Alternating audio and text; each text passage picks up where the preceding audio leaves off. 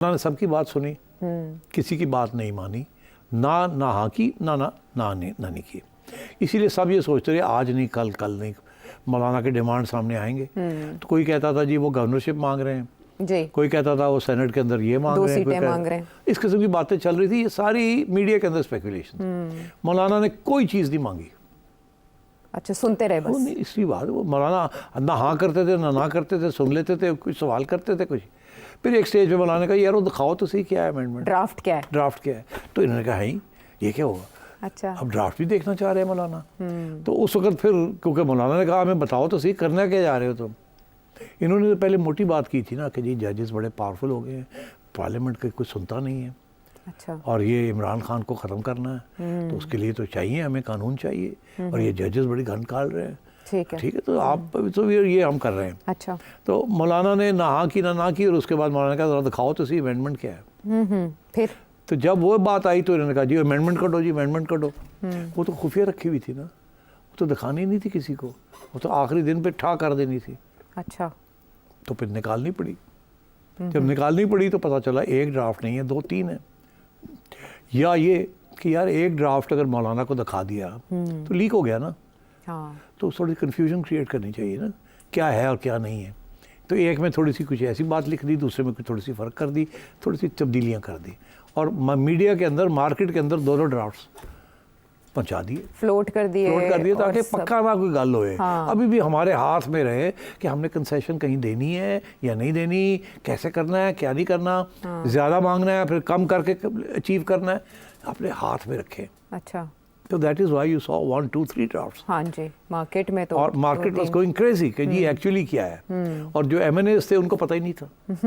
वो तो बाद में मीडिया में जब ये आनी शुरू हो गई चीज़ें, तो फिर जाके उनको पता चला कि इसके अंदर ये भी है ये भी है। फिर जाके डिबेट शुरू हो गई इस मुल्क में। उससे पहले तो डिबेट ही नहीं थी, पता ही नहीं था करने क्या जा रहे हैं। अच्छा। सारे कह रहे थे दियो दियो दियो, दिखाओ दिखाओ दिखाओ, दिखाते नहीं थे।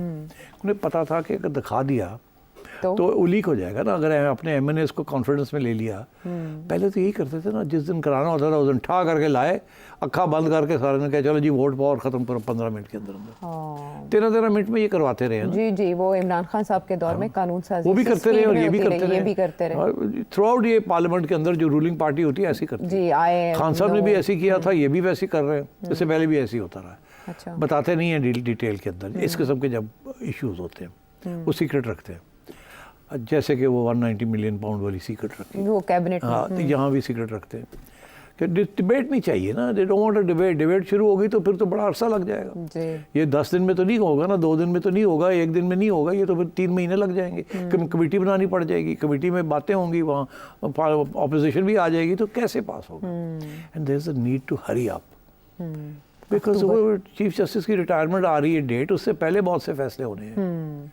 और वन ऑफ द फैसला इसके चीफ जस्टिस कौन होगा, कितनी देर के लिए होगा, कैसे बनेगा, तो it's part of this whole thing.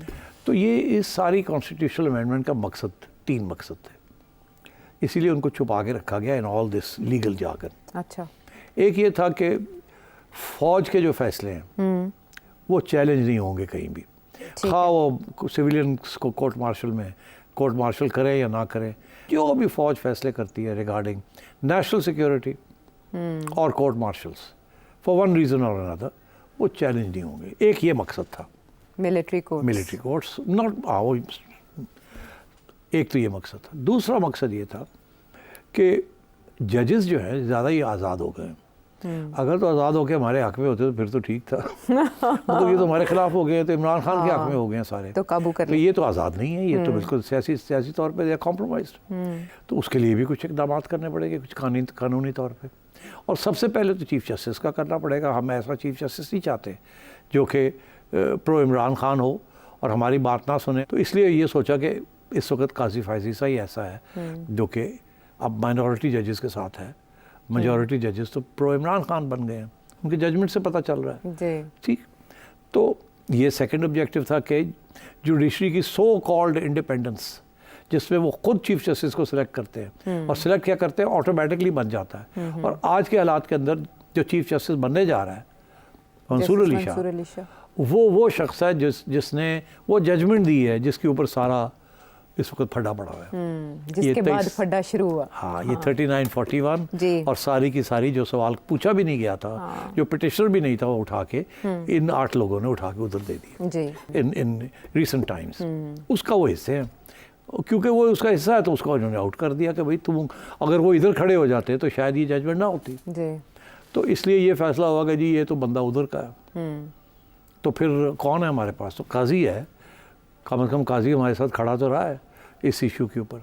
Qazi was a minority ना इस जजमेंट में। तो उन्होंने कहा जी फिर काजी को ही सपोर्ट करते हैं। अच्छा। फिर ये डिबेट सारी शुरू हो गई कि किस तरीके से सपोर्ट करना है, एज बढ़ानी है नहीं बढ़ानी, सिलेक्शन तरीका क्या है चीफ जस्टिस का, वो कैसे होगा, एक्सटेंशन देनी है या ऑटोमेटिकली एक्सटेंशन हो जाएगी। इसीलिए काजी साहब ने एक बयान भी दे दिया कि अगर वो खुद मेरी सिर्फ एक्सटेंशन करेंगे तो मुझे एक्सेप्टेबल नहीं है। हाँ, उसके अंदर बात में ये छुपी हुई बात थी कि अगर सबकी हो जाती तो उससे मेरी भी होगी, तो मुझे उससे क्या एतराज़ हो सकती है। ये हमारा फैसला नहीं है, तो गवर्नमेंट का फैसला है। अच्छा, तो ये इश्यूज इसलिए इस तरीके से अनफोल्ड हुए हैं यहाँ। ठीक है। अब आइए आप थर्ड की तरफ।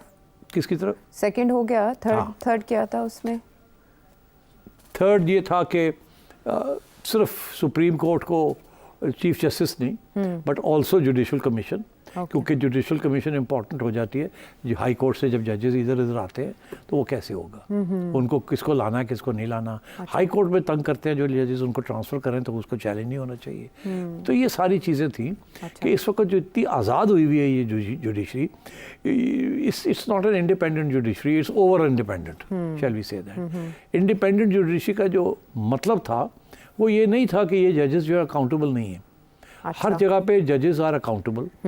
और अब आइए आप वहाँ कि यहाँ Pakistan is one of the perhaps 1 or 2 countries in the world, जबकि लॉयर्स मूवमेंट के बाद इफ्तिखार चौधरी के ज़माने में इन्होंने जो नए रूल्स बनाए अबाउट जुडिशरी, तो वो रूल्स जो है मेरा ख्याल है यूनिक कंट्री है पाकिस्तान जहाँ इस किस्म के रूल्स हैं। हाँ, एक रूल तो ये है कि जी सीनियर मोस्ट बनेगा जी, ठीक। दूसरा ये है कि सीनियर मोस्ट के बनने के अंदर किसी गवर्नमेंट की कोई इंटरवेंशन नहीं होगी। तीसरी चीज़ ये है कि जुडिशल कमीशन जो है उसके अंदर इक्वल नंबर ऑफ जजेस और इक्वल नंबर ऑफ नॉन जजेस, एक गवर्नमेंट का अटॉर्नी जनरल, एक बार काउंसिल का, ये वो वगैरह। सो मतलब ये they trying to once again किसी तरीके के साथ एग्जीक्यूटिव का हाथ ओवर जुडिशल अपॉइंटमेंट्स वो होना चाहिए, इनका ये मौक़िफ़ है। ठीक। वो सब ख़त्म हो चुका था। अब आइए इनका मौक़िफ़ ये है कि देखिए दुनिया के अंदर कहीं ऐसे नहीं है जो पाकिस्तान का सिस्टम है। जी। सारी दुनिया की जमहूरी ममालिक के अंदर, जमहूरी या नॉन जमहूरी तो छोड़ो, डेमोक्रेटिक कंट्रीज़ के अंदर भी जो अपॉइंटमेंट्स होती है टू द सुपीरियर जुडिशरी वो एग्जीक्यूटिव करती है और पार्लियामेंट्री अप्रूवल के साथ। It's executive in parliament. और उसके अंदर कंसल्टेशन ज़रूर होती है with the courts, but courts don't hold a monopoly position on that. Okay. अब Pakistan is only may be 1 or 2 countries जहाँ ऐसे है। और ये भी एक बड़ी स्पेशल सर्कमस्टांसेस में से ये डेवलप हुई थी ये doctrine of the independence of judiciary. और उसके साथ कन्फ्यूजन बड़ी हो गई है। जुडिशरी की इंडिपेंडेंस का ये मतलब है कि वो सुप्रीम है, उसके ऊपर कोई लगाम नहीं है, या वो नहीं है, लगाम तो पार्लियामेंट की होती है वाया द एग्जीक्यूटिव, क्योंकि एग्जीक्यूटिव जो है वो पार्लियामेंट को रिफ्लेक्ट करती है ना। जो मेजॉरिटी पार्टी पार्लियामेंट में होती है वो एग्जीक्यूटिव बनाती है ना। So at the end of the day parliament is supreme. अब पार्लियामेंट एक कानून बनाती है तो उसको जुडिशरी अंडरमाइन नहीं कर सकती, because that is the parliaments will. अच्छा, अब बात यह है कि यहाँ खड़ा हो जाता है दूसरा सवाल कि क्या जुडिशरी जो है वो पार्लियामेंट का कोई अमेंडमेंट हो या कोई कानून हो जो वो बनाती है इन फुल नोइंग के हम जो बना रहे हैं मजॉरिटी हमारा हक है, क्या उसको उड़ा सकती है कि नहीं। अब ये जो डिसीजन तो बहुत कुछ उड़ाना शुरू कर दिए, कोई ना कोई एक्सक्यूज़ ले लेते हैं, basic structure of constitution, fundamental rights, फलाना करके उड़ा देते हैं। अगर तो ये जेन्युइनली न्यूट्रल, इंडिपेंडेंस का वर्ड मैं नहीं इस्तेमाल करता, मैं कहता हूँ जेन्युइनली अगर न्यूट्रल ये जुडिशरी हो तो बहुत से इनके फैसले जो हैं वो ना हों जो आए हैं। जब इनका दिल चलता है वो एक ओवरऑल व्यू देख लेते हैं, कभी वो कानून को देखते हैं बाइनोकुलर के साथ, कभी वो कानून को देखते हैं माइक्रोस्कोप के साथ। माइक्रोस्कोप के साथ देखते हैं तो उनको सब नज़र आती है चीज़ें, हाँ ऐसे ही है। बाइनोकुलर्स के साथ देखते हैं तो उनको 2 चीज़ें और नज़र आ जाती हैं, वो इसको पकड़ के चेंज कर देते हैं। तो मैं ये समझ रहा हूँ कि ये अब बन गया टेस्ट केस